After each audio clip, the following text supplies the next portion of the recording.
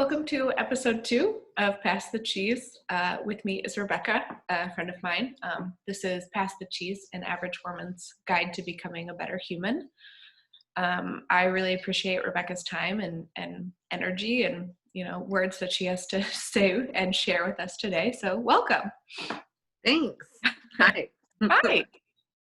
Do you want to tell us a little bit about yourself? Sure.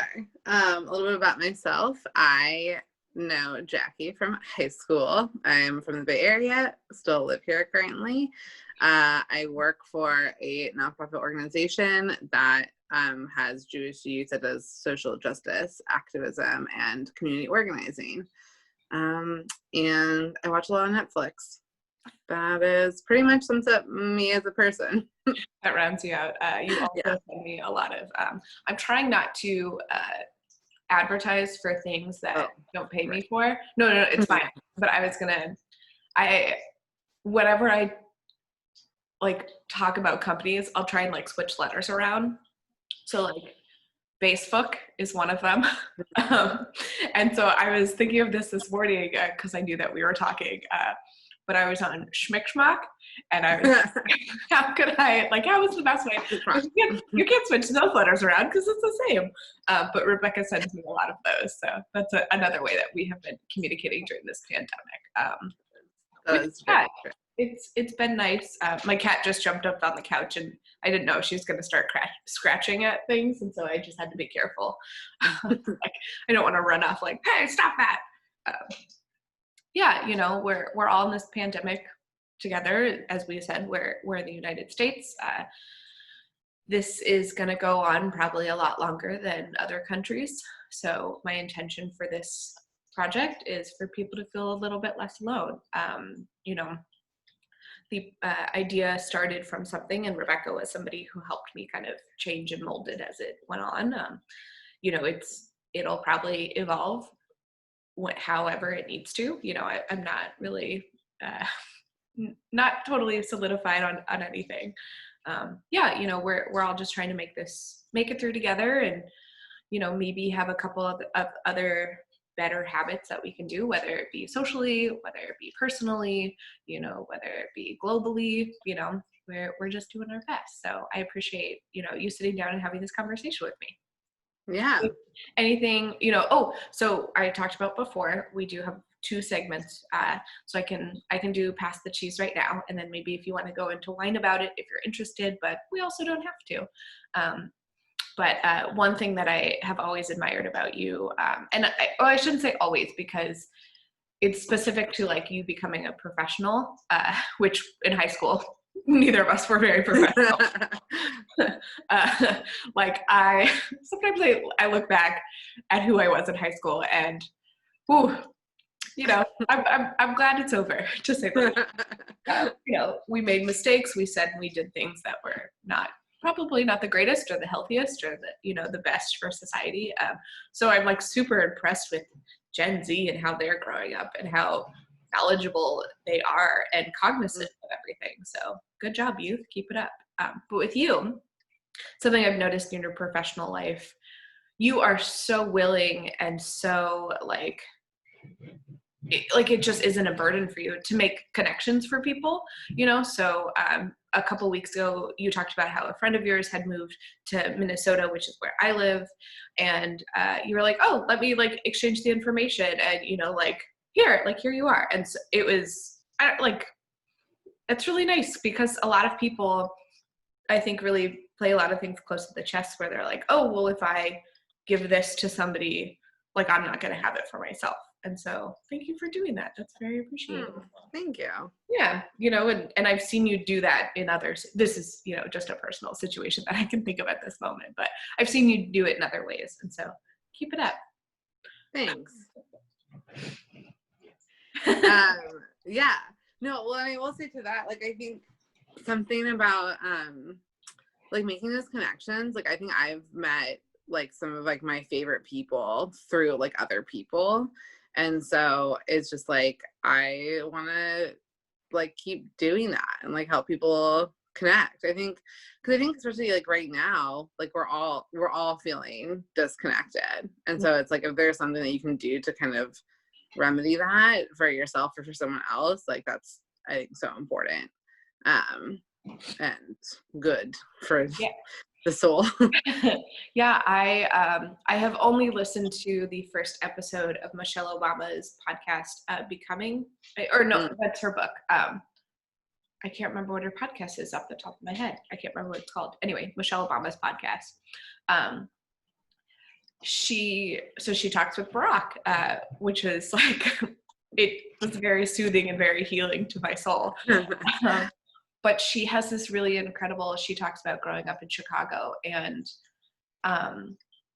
she talks about the community, and, you know, she's like, everyone looked out for each other. And she's like, there might've been a mom who worked nights. And so my mom, who was 3 houses down, she looked out for her kids, you know, and I think we as Americans, we have such an individualistic, you know, and me and my liberties and, you know, what's best for me. And it can be a very self-centered, selfish mindset. And sometimes that's not always the most successful. You know, I think we have found ourselves in a lot of the situations that we're in today because of that. And so to be one of those people that wants to create a community and isn't afraid of, you know, creating a community, and, you know, community being such a big deal for so many people, it's really admirable. Thank you. Mm-hmm. Yeah, and like, I don't know if this is like too spicy of a hot take for this podcast or video cast or whatever it is, but like, I mean, inherently, like, that mentality comes from capitalism. Like, that's why we are like that as Americans, and that's why you see other countries, or socialist countries, you know, they have like communal living situations, and they have like neighborhoods that do stuff like that, where it's like, if a parent is working, then like there's like multiple families. The whole thing, like, it takes a village to raise a child, like that is like, it comes from somewhere, because they actually used to do that in places, and they still do a lot of places. But with like capitalism and like this idea of getting ahead and being in success, you know, equating your social standing and like your income, like those are all individualistic things, because you can't do that with other people. You have to go above other people in order to achieve that. And so it's just like, it's America. Yeah, but also, you know, so many people have so many different, like, everyone's version of success is so different. And I think that we have been told and sold a narrative of so many things, and that's just not true for so many people. And I think, I mean, I hope like where we are now is kind of this reckoning, and, you know, maybe this is kind of my next segment, Wine About It, you know, like maybe that's kind of what we're in, of, you know, what success means to me is different than what success means to you. And it's different than your parents and my parents, and from me to my parents, and you to your parents. And, you know, like we're told and we're sold these things that everything has to be perfect and everything has to be this way. And, you know, that's kind of another intention of whatever this project is for me. Like, just because you see something for somebody else doesn't mean that has to be something you have to aspire to, or when you do it, it has to look that way. You know, it can be a little slappy, it can be a little messy, you know, it can be entirely reversed from whatever that person did or posted, or, you know, whatever on social media. It's all, I think that's totally true. And I also think it's important that like we give ourselves some grace to be okay, like feeling jealous, or like feeling like, oh, that should be me, or I should be doing that, or like, why am I not, like, comparing ourselves, because that is the narrative that we've been told for so many years of our lives. Like, it takes a lot longer to unlearn than it does to learn. And so, like, you know, I think you're totally right. Like, it's, you know, it's fine that I am almost 30 and live with roommates in a small apartment, but like, you know, there's been all these narratives. Like, when I was a child, I saw a 25-year-old, and I was like, if they weren't married with kids, I was like, what are you doing wrong with your life? Like, I don't understand. Like, Brittany Murphy in Uptown Girls is supposed to be 22. She's literally turns 22 at the beginning of that movie, and Dakota Fanning is like, you are a child, you act like a child, and like, you're an adult. And I'm like, and I was watching it, I'm like, but she's 22. Like, I was also a mess at 22. I don't know.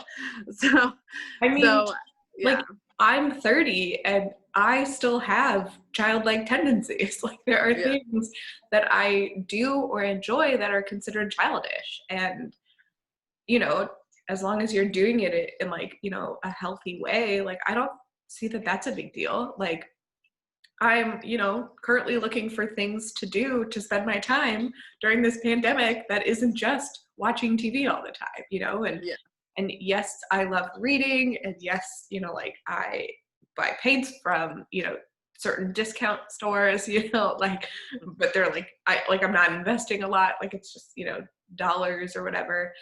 But you don't always want to do that all the time. And so, like, I'm looking for a certain well-known brand of things that you can build stuff with. And like, that is considered childish because you're playing with toys, but also, like, that's not bad, you know? Yeah. I'm just looking for something to do. Yeah. No, totally. Yeah, it's really interesting, like, the narratives that you see. And I mean, like, well, also growing up, you know, we're not too far apart in age. There was the show Friends that was, you know, on, and I vividly remember whether it was on during prime time when it was actually showing, but it would also be like on syndication, like constantly playing reruns. You know, same with Seinfeld and, you know, Sister and other shows. But there are these characters in these shows that you see, and, you know, they're like Ross at one point, he talks about, he's like, it's just kind of sad to be almost 30 and living with roommates, and they all like looking at each other because they're living with roommates. And so this is like a narrative that you're now told. You're like, oh, it's sad to be living, but like, who cares? Like, that's not, that doesn't matter. And it's also not realistic for the society that we live in now.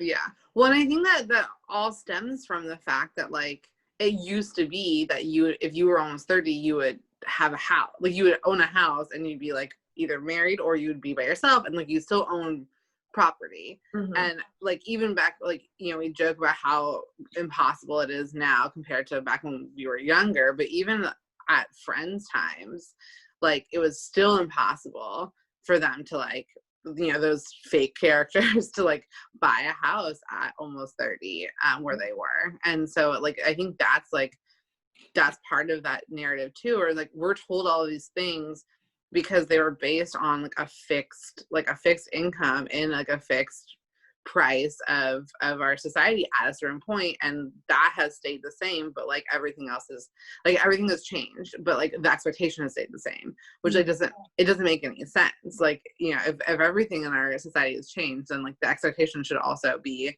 moving along with it, and it doesn't. I think I also, like, I remember, and I've watched this less recently, so I don't quite remember, but on Moesha, she had her best friends, and I cannot remember both the mom and the daughter's name, but the Parkers, were best friends. And there was this storyline that the mom was kind of a mess because, like, she just didn't have her stuff together. And I can't quite remember her age, but I think she was supposed to be like in her 30s.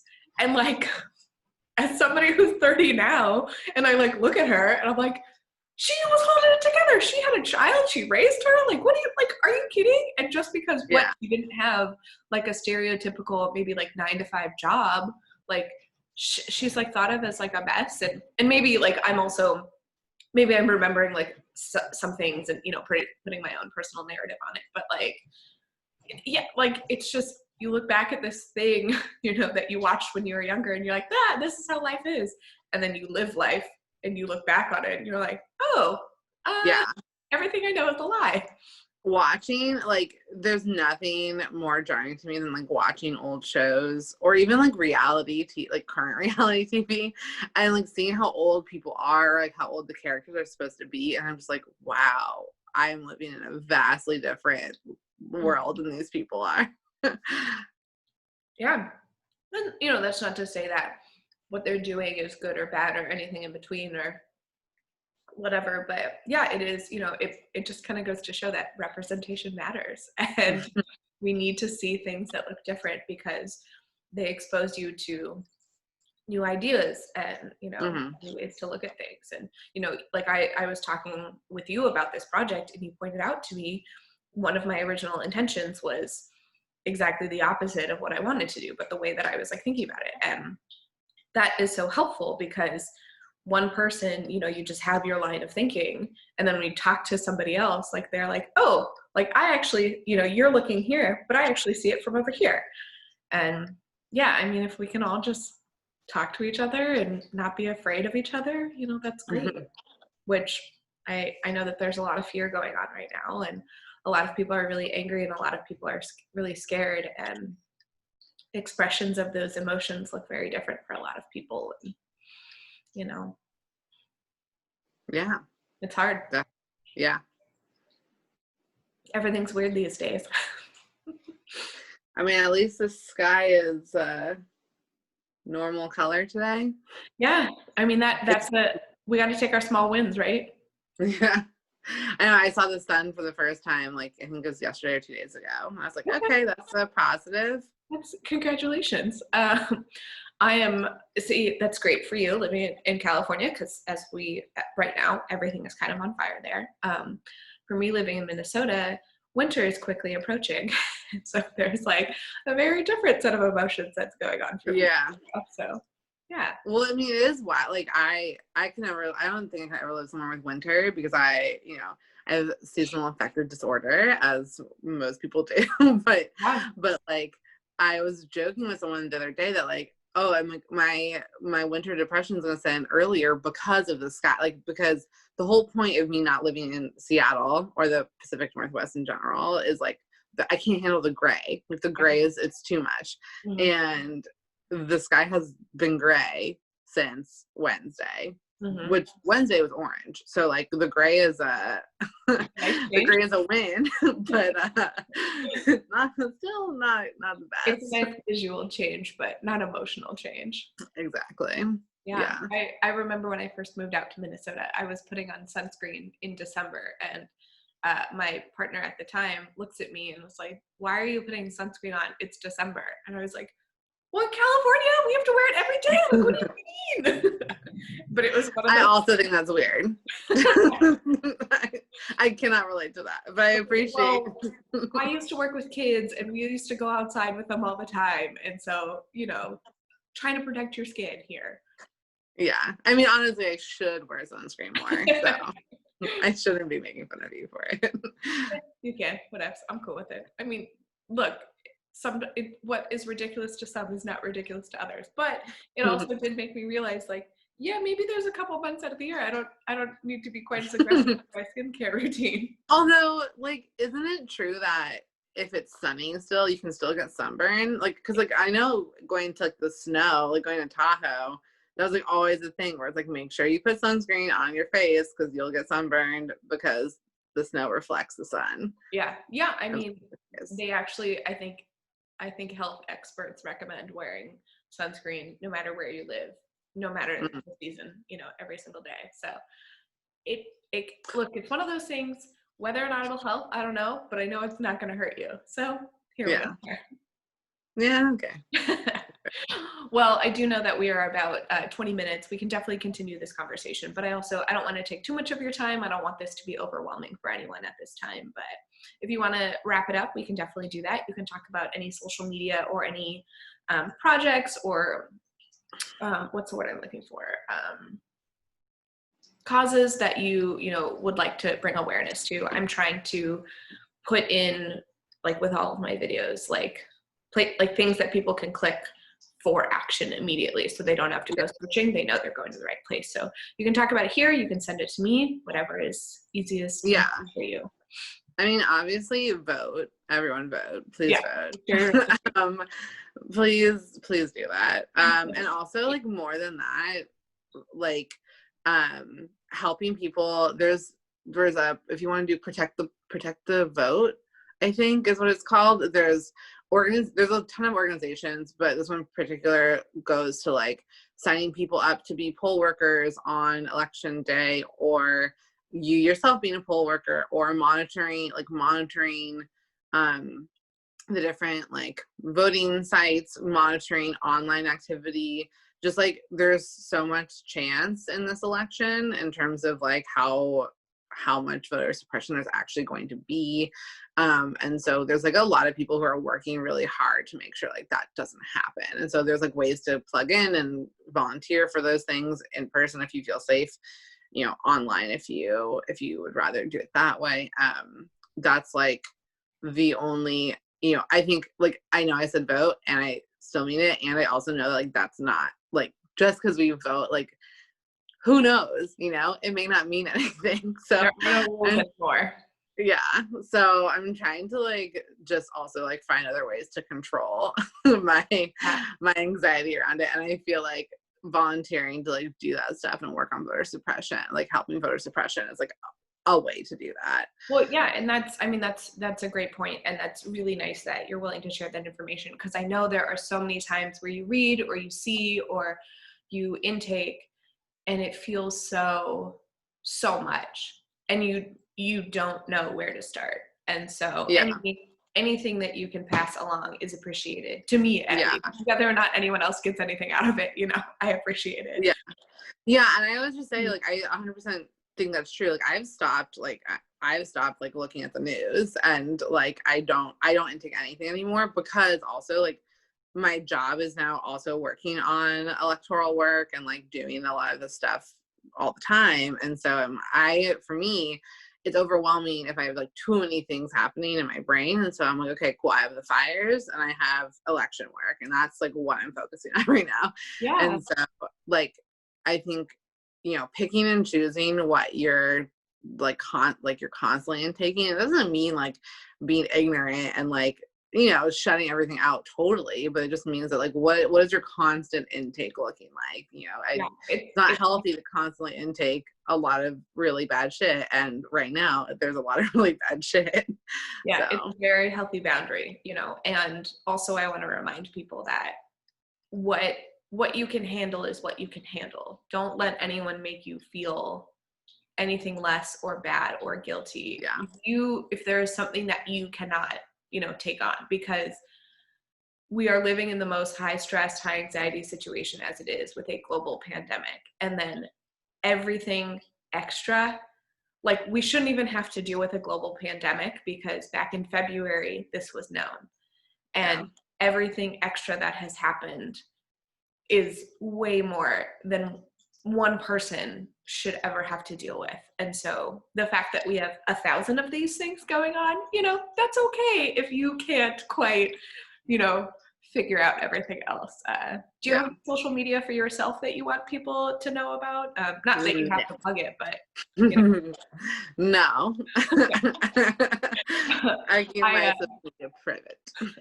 I think of, I listen to Scam Goddess with Lacey Mosley, and she always asks her guests at the end of every episode, where do you want to be found? And so a lot of people that she has are people who are working in the entertainment industry. And so the fact that, you know, like, should I be asking people? I don't know. Maybe people want to know. Maybe they don't, you know? I think that's something that people really like visibility these days. I am not one of those people. So. You know, if you want to be private, you can be private. That's fine. Whatever. Well, thank you very much for joining us, Rebekah. I really appreciate it. Really appreciate your time. Really appreciate all the information that you know, gave to everyone. I put this call out last time when I was talking with Camille, but I'm still interested because I like more information. If anyone knows the best way for vision impaired people to describe what's going on, pictures on social media, you know, that kind of thing, please let me know, because that is something that I don't have a much expertise in. We talked about last time with the hashtags of capitalizing all of the words, like the first letter of every word. But other than that, you know, that's kind of where my knowledge ends. So anyone who can pass that along, I really appreciate it. So thank you very much for joining us. Thank you, Rebekah. I really appreciate it. Thanks, Jacky. Yeah. Bye.